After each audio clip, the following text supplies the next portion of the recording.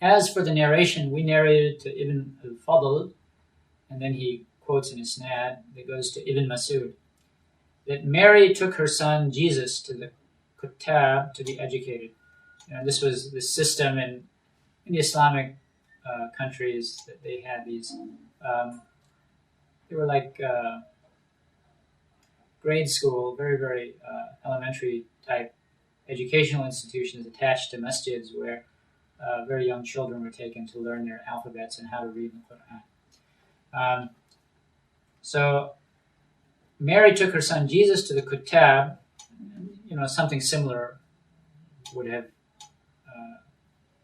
been in place among the Jews. She took her son Jesus to the Kuttab to be educated.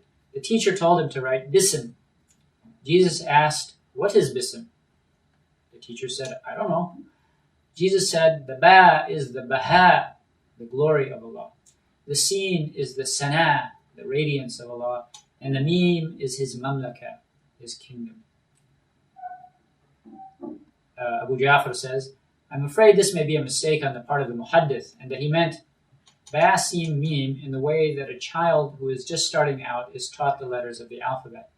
So the mistake of the Muhaddith is that he joined them into Bism. For this ta'wil is meaningless if Bismillah ar-Rahman ar-Rahim is read as a reciter of the Book of Allah recites it, due to the impossibility of it meaning that instead of what it means to all the Arabs and those proficient in their language, if that is the ta'wil chosen for the statement of Allah the Exalted." I just have to put in my 2 cents here, which is that, in my opinion, he uses about a quarter to a third more words than is necessary for conveying his intended meaning, which invariably makes the meaning tortuous and difficult to understand. So I don't care for his writing style at all. Abu Ja'far said, "As for the ta'wil of Allah's statement, Allah," meaning the word Allah, "it is, as was reported to us from Abdullah bin Abbas, that He is the one who is worshipped. Ya'lahuhu wa ya'buduhu," that He is the one who is worshipped by everything. He then mentioned an isnad, ending again in a dhahak from Ibn Abbas, that he said, "Allah is the possessor of the traits of divinity, uluhiyya and ma'budiyya, over all of His creation. If someone were to ask," he continues, "if someone were to ask if there's a basis for the root form of this noun in a verb of the form fa'ala yaf'alu, the reply would be not from something heard from the Arabs, but rather by a process of deduction, istidlalan. If he were to ask, what is there to indicate that uluhiyya is worship, and that al-ilah is the object of worship, and that it has a basis in fa'ala yaf'alu, the answer would be that the Arabs would not forbid each other to declare the statement ta'allaha so-and-so to be correct in describing a man who worships intensely to seek that which is with Allah. There is no disagreement about that." And then he quotes a line of poetry using the word ta'alluh, which is the masdar, and makes some further morphological observations on ta'alluh and aliha, the 3-letter root verb. And then he quotes an isnad from Ibn Abbas that he recited وَيَذَرُكَ وَإِلَاهَتَكَ. This is a variant recitation. Hafs and Asim is alihataka. This is in Surah Al-A'raf. And then stated, as a commentary on ilahataka, ibadataka. It is said that he was worshipped, and this is again Ibn Abbas's comment, talking about Fir'aun. It is said that he was worshipped and did not himself worship. إِنَّهُ كَانَ يُعْبَدُ وَلَا يَعْبُدُ. And then al-Tabaree quotes a second isnad ending with Ibn Abbas with an almost identical text, after which he says, Abdullah, and when Abdullah is mentioned just like that, first name, Abdullah said, that means Ibn Mas'ud. Abdullah and Mujahid used to recite it the same way. And then he goes on to quote an isnad ending in Mujahid that he commented on the recitation وَيَذَرُكَ وَإِلَهَتَكَ, that is ibadataka. And then he said, Tabaree says, no doubt, ilah, as explained by Ibn Abbas and Mujahid, is a masdar, as in the statement, or related to the statement, alihallaha fulanun ilahatan. So and so worshipped Allah ilahatan. And there the masdar is used for emphasis, so to indicate that he really worshipped Allah. Just as someone would say, Abdallaha fulanun ibadatan. So and so worshipped Allah ibadatan. The statements of Ibn Abbas and Mujahid make it clear that aliha means abada, and that ilahatan is its masdar. The interlocutor might say, if it is permissible to say about someone who worshipped Allah, alihahu, in accord with the explanation of Ibn Abbas and Mujahid, how is the obligatory in that to say when a reporter wants to report Allah's love for that from his servant? I mean, I'm doing the best here on what I understood from the words that were there in the text that I was looking at. It doesn't make full sense.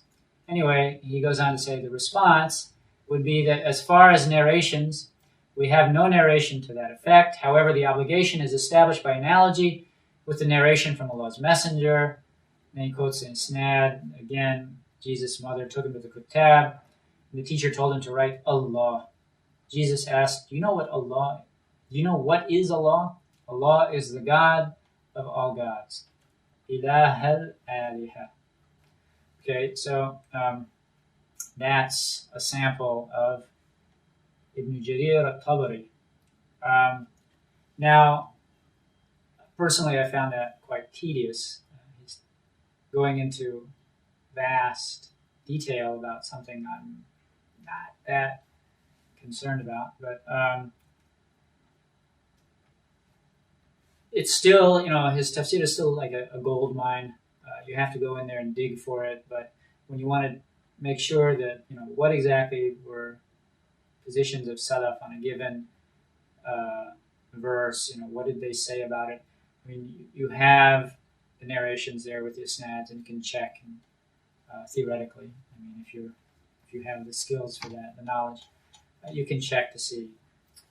Now, Tabaree was basically worked in the 4th century, 3rd century to 4th century, and we're jumping now to Suyootee, who worked basically in the 9th century. So from the 3rd to the 9th, 6th century difference.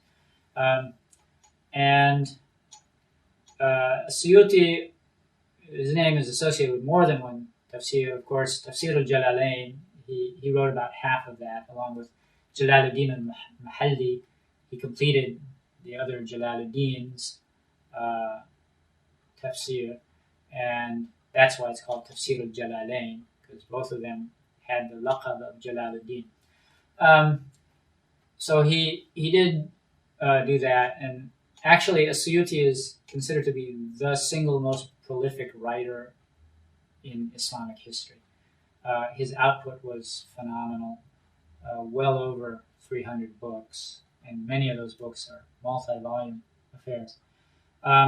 And he is noted for having declared himself to have reached the station of ijtihad, for which he suffered a certain amount of criticism from his contemporaries.